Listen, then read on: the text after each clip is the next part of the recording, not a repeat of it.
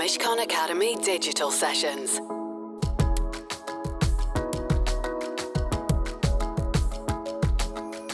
Welcome, everybody. I'm Nick Doffman. I'm a partner in the real estate department here at Mishcon Academy, and I will be your host today. At today's Mishcon Academy Digital Session, we will be discussing inward investment from Asia into UK residential and commercial property, with a particular focus on the market and certain areas of law that will impact, challenge and or assist any decision to invest. I'd like to introduce you to our esteemed panel. Gavin Sung is the Managing Director for Asia Pacific at the Berkeley Group. Joanna Lampert is a partner in our property litigation team. Kamal Rahman heads up our immigration team. And last but not least, Jonathan Legg, a partner in our real estate tax team. Gavin, with particular reference to inward investment, what are your experiences of and predictions for the current UK market? Well, the last year has obviously been quite an anomaly compared to what we've been used to. Different markets across Asia have reacted in different ways for inward investment into the UK. We have about 70 developments, mixed use but very resi-led, being constructed across London and the southeast of the UK. So we've always been a bit of a magnet for a lot of Asia Pacific investors, and that slowed quite considerably for probably a couple of months as we saw the COVID effect. But where we have seen a lot of positive investment have been people that have seen a much longer term view of investing in the UK. With the emergence of PRS in the UK over the course of the last 5 years, we have seen a significant amount of Asian capital looking at both development, build to rent, as well as long-term income producing assets in UK development. Where we find consistent amounts of investment comes increasingly where we see countries having certain political unrest in Malaysia, political unrest in Philippines, Indonesia, as well as Thailand. We've seen those emerging markets increase quite significantly. So what we've seen in the last year is that we've seen some less speculation into UK residential markets for Berkeley, but we've seen more long-term opportunistic investors looking at what's going to happen over the course of the next 5 to 10 years. We don't see that changing. Our long-term investment into land is sustained, and so we have a very positive long-term view. Has Berkeley Group's strategy altered in light of the pandemic? I don't think our overall strategy has changed. What we have seen is much more appetite from institutional investors looking at residential. As we've seen the COVID pandemic affect office space, what's the long-term future for retail? Many more institutions are wanting more diversification, especially if they're looking for long-term income. And residential is, by and large, a relatively small player. Joanna, can I turn to you now? Perhaps you would just take us on a quick journey through some of the issues that you've experienced, particularly the legal landscape that's impacted, particularly on landlord and tenant relationship. What has happened as a result of the pandemic in relation to the real estate market has really been universal. And the conversation that I've been having with clients starts because of what has felt like landlords being under attack from government efforts to protect jobs, which has resulted in a series of restrictions on the ability of landlords to enforce tenant obligations to pay rent. There's been a moratorium on the forfeiture of leases, a ban on commercial rent arrears recovery via bailiffs, and changes to the insolvency regime. Last week, the court gave judgment on a summary judgment application in the case of Bank of New York Mellon International Limited and Cine UK Limited and others. The court dismissed all of the defences raised by the tenants. Those defences included partial frustration, supervening illegality, failure of consideration, implied terms, rent cessor on the basis of the landlord being insured for loss of rent, and failure to comply with the government code of practice. The other main line of attack on landlords has been CVAs, and we continue to see retail tenants pushing the boundaries with CVAs, which allow them to strip out unprofitable stores and reduce rent on other stores for prolonged periods. The best time to influence the terms of a CVA is prior to presentation, and collaboration between landlords within the bounds of what is permitted by competition law may result in better outcomes. Next, I'm going to talk briefly about asset management issues such as lease renewals, rent reviews, and dilapidations claims. Where leases are coming to an end, tenants may try to use the 1954 Act to engineer lower renewal rents. Retail and leisure tenants in particular may try to benefit from a currently depressed market by serving short notices and trying to get renewals determined sooner rather than later. It also seems likely that many tenants will seek unusually short lease terms in order to preserve flexibility as they wait to see how the economy opens up in the coming months. The position in relation to rent review is going to be different, with valuations based upon a hypothetical transaction on the review date. It may be argued in relation to rent reviews that a hypothetical tenant would not have anticipated the long-term impact of the pandemic when agreeing letting terms. Dilapidations claims could become harder for landlords. Where leases ended at the height of the pandemic, we may see tenants trying to argue that rental values have been depressed, not by disrepair, but by the market itself, and the scarcity of replacement tenants could leave landlords struggling to prove the impact on capital value.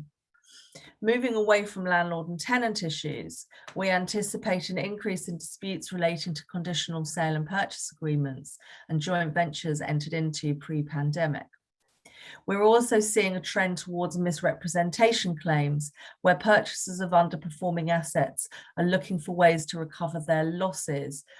Purchasers can look beyond the seller to agents and other representatives and build a case around statements, assurances, and representations which were made and relied upon in order to induce the contract.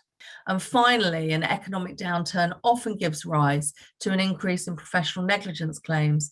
In relation to any type of dispute, it's important to keep an eye out for telltale signs that an issue could be on the horizon and to take advice early. Kamal, what are the main ways in which investors from Asia can live and work in the UK? So the two main ways in which people can live, invest and work in the UK, first of those is the investor visa category. The investor visa category has been in place for many, many, many years in the UK and really aims to attract the high net worth community globally into the UK. And there are three main thresholds. A minimum investment of 2 million in the UK will give you permanent residency after about 5 years and citizenship after 6 years. And if you increase your investment to 5 million, that period to permanent residency reduces to 3 years, and if you increase it further to 10 million, it reduces it further to 2 years. There are a few main sort of practical issues that applicants tend to face when making investor visa applications. One is that they need to show that they've held the money for at least 2 years before they make that application. The second challenge that applicants for investor visas always find is opening up a UK bank account. You must have one. And thirdly, the Home Office do retain an overall checking facility to make sure that the character, conduct and the associations of any applicants are not unfavourable and the applicants are bona fide. But so what can you invest in from a real estate point of view if you're here as an investor? And so you can invest in property construction companies and directly into property construction. You can invest in hotels, the OpCo and not the PropCo. So there is a distinction that they make there.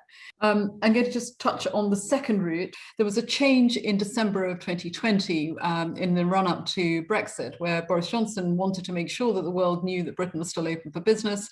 And so what they did was create a new employment route to the UK called the skilled worker route. And it's really to tap into global talent, and it's really to create an easier route to UK employers wanting to employ people and bring overseas nationals to work in the UK. Up until that change, if you wanted to invest in a business in the UK and work in the UK, you could only do so if you held less than a 10% shareholding in that business.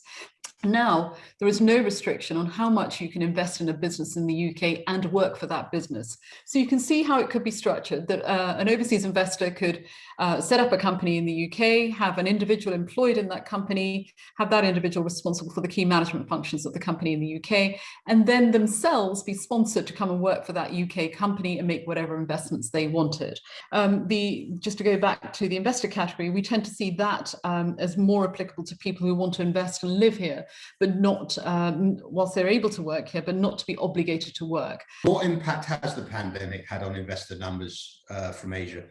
It has a significant impact, because clearly, if you can't travel anywhere, there is no point in getting a visa. And so we've really seen a downturn, not just in investor numbers, but in general immigration to the UK. Okay, John, and tax. We've seen a lot of tax changes over the past year, and perhaps you would share with the audience that journey. I'll start with capital gains tax. There was a time back in the day, sort of pre-2013, where actually non-UK resident investors actually didn't pay any capital gains tax. Since 2013, 2015, residential properties have been within the scope of UK CGT, and that was then extended to cover commercial property as well. The rate will depend on how you invest. Generally, if it's a company, you'll be paying the corporation tax rate of 19%. If you're an individual, you'll generally be paying 20% or 28%, depending on whether it's commercial or residential property. Another slight change, and this was from April last year, 2020, relates to how rental income is taxed for larger scale investors investing through companies into the UK. You are now paying tax under the corporation tax regime rather than the income tax regime.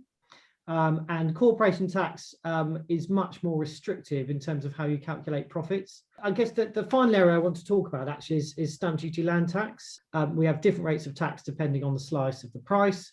So in the residential context, if you're the slice over 1.5 million, for example, you pay 12%, or possibly 15% or possibly 17%, depending on whether certain additional rates apply.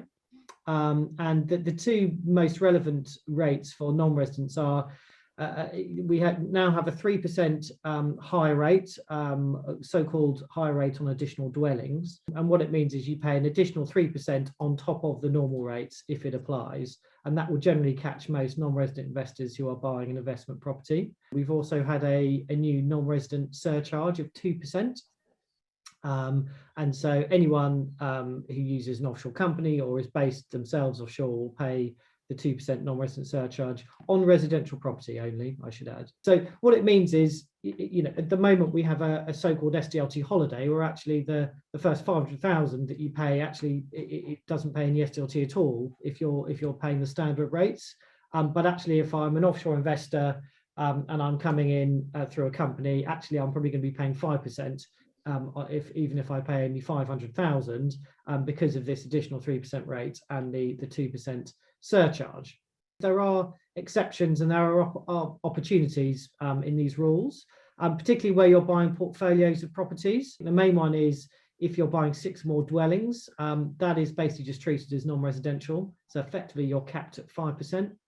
You may even be able to claim what's called multiple dwellings relief, which is where you pay stamp duty based on the average price. The difference between whether something's non-residential and mixed versus residential is a big question. And whilst I guess it's normally fairly obvious if you're buying a home versus buying an office, but it's not always obvious. Maybe if gave the example of buying a block of flats with retail at the bottom, that is mixed use, and that's therefore you pay tax under the commercial rates. So you've got a top rate of 5% rather than 17%. So always make sure you get get proper advice on this sort of thing. Due diligence, precisely what you're buying, and speak to your property advisors in the UK, because sometimes assumptions are made. Well, this is residential, that's the rate of tax. But when you look at it, there may be a relief that applies. You may be able to argue something's mixed use. Well, thank you very much, and thank you all of you, my panel. Thank you everybody else who has joined this conversation. I hope you found it insightful. That remains for me to wish you all a good afternoon or a good morning, and thank you for joining us. Goodbye. The Mishcon Academy Digital Sessions. To access advice for businesses that is regularly updated, please visit mishcon.com.